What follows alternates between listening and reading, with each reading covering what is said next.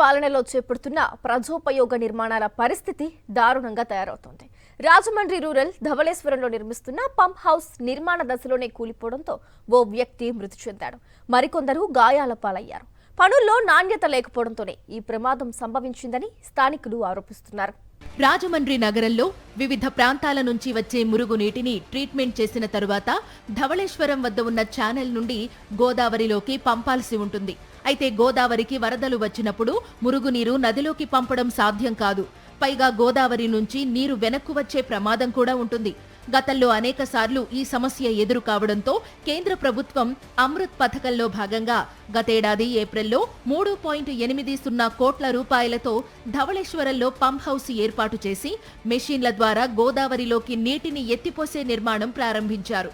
2 అంతస్తుల్లో చేపట్టిన ఈ స్ట్రక్చర్ నిర్మాణ దశలోనే కుప్పకూలింది.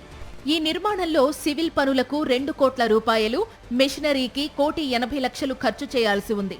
నిర్మాణ పనులు దక్కించుకున్న కాంట్రాక్టర్ ఆ పనిని మరొకరికి, అతను ఇంకొకరికి ఇలా పలు చేతులు మారి చివరికి నాసిరకంగా మారి నిర్మాణ దశలోనే కుప్పకూలిందనే ఆరోపణలు వినిపిస్తున్నాయి. మానిటరింగ్ చేయాల్సిన అధికారులు ఏమాత్రం బాధ్యత తీసుకున్నట్లుగా లేదని అంటున్నారు. కాంట్రాక్ట్ ఇలా పలువురి చేతులు మారినా లోపభూయిష్టంగా పనులు చేస్తున్నా అధికారులు ఎందుకు పట్టించుకోలేదని స్థానికులు ప్రశ్నిస్తున్నారు. స్లాబ్ వేస్తున్న సమయంలో స్ట్రక్చర్ కూలిపోవడంతో సెంటరింగ్ మేస్త్రిగా వ్యవహరిస్తున్న వెంకటేష్ మృతి చెందాడు. మరో 3 కార్మికులు తీవ్రంగా గాయపడ్డారు. ఈ ఘటనపై వెంటనే స్పందించాల్సిన ఉన్నతాధికారులు, అధికార పార్టీ నేతలు మాట్లాడకపోవడంపై విమర్శలు వెల్లువెత్తుతున్నాయి. కాంట్రాక్టర్లను బ్లాక్ లిస్టులో పెట్టి సంబంధిత అధికారులపై చర్యలు తీసుకోవాలని, చనిపోయిన మేస్త్రి కుటుంబానికి 25 లక్షల రూపాయలు నష్టపరిహారం చెల్లించాలని వైఎస్ఆర్సీపీ నేతలు డిమాండ్ చేశారు. ప్రభుత్వ అధికారులు అవినీతికి పాల్పడితే లేకపోతే అశ్రద్ధ వహిస్తే ఇటువంటి ఘటనలు జరగడం అనేది ఒక ప్రత్యక్షంగా మనం చూస్తున్నటువంటి ఈ ఘటన ఏదైతే నిన్న జరిగినటువంటి ఈ సెంటరింగ్ కూలిపోయి ఒక వ్యక్తి మరణించాడు, 3 వ్యక్తులకి తీవ్రంగా గాయాలయ్యాయి.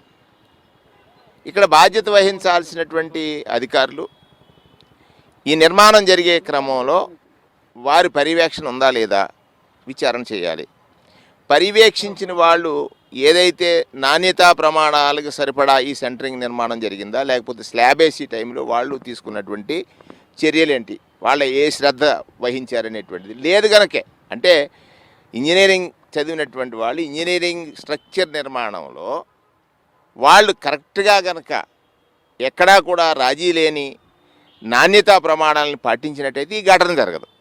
ప్రైవేటు హాస్పిటల్కి వెళ్ళండి, బోలినేనికి మేము మీ వైద్యం చేయిస్తాం ప్రభుత్వ ఆసుపత్రి నుంచి అని చెప్పి అక్కడికి వెళ్ళి వాళ్ళు డబ్బులు అడిగితే డబ్బు కట్టమనంటే వీళ్ళ ఫోన్ ఎత్తకపోతే ఇంతకంటే దౌర్భాగ్యం ఉంటుంది పేదల పట్ల. అంటే కూలినాలి చేసుకునే వాళ్ళ పట్ల ఈ ప్రభుత్వ బాధ్యత రహిత నిర్ణయాలు ఎలా ఉన్నాయనేది అర్థమవుతుంది. ఒక్కటేంటంటే నేను వైఎస్ఆర్ కాంగ్రెస్ పార్టీ తరఫున డిమాండ్ చేస్తున్నాను, ఏదైనా యాక్సిడెంట్ అయింది, మీరు 1 కోటి రూపాయలు ఇస్తున్నారు, కనీసం ఆ కుటుంబానికి ఒక 25 లక్షల రూపాయలు కాంపన్సేషన్ ఇవ్వాలని వైఎస్ఆర్ కాంగ్రెస్ పార్టీ డిమాండ్ చేస్తుంది. కూలిన ఘటనలో గాయపడిన వారి పరిస్థితి దారుణంగా ఉందని బాధిత కుటుంబాలు ఆవేదన వ్యక్తం చేస్తున్నాయి. మెరుగైన వైద్యం కోసం ప్రైవేట్ ఆసుపత్రికి వెళ్లమని చెప్పి ఆ తరువాత ఫోన్ లిఫ్ట్ చేయడం లేదని ఆవేదన చెందుతున్నారు. ఈ ఘటనలో ప్రభుత్వాధికారులు ఏం చేస్తున్నారని స్థానికులు మండిపడుతున్నారు.